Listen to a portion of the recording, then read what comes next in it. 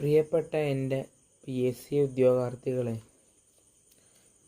അതുപോലെ ഒരുപാട് മത്സര പരീക്ഷകൾക്ക് തയ്യാറെടുക്കുന്ന കൂട്ടുകാരുമുണ്ട്.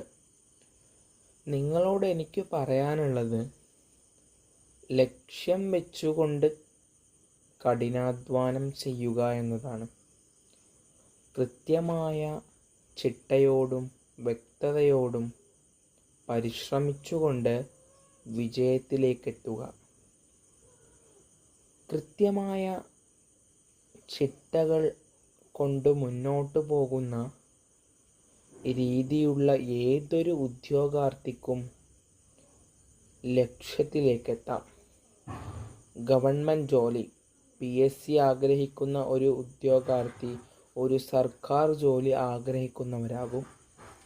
കൃത്യമായി പരിശ്രമിച്ചാൽ അത് കിട്ടുക തന്നെ ചെയ്യും.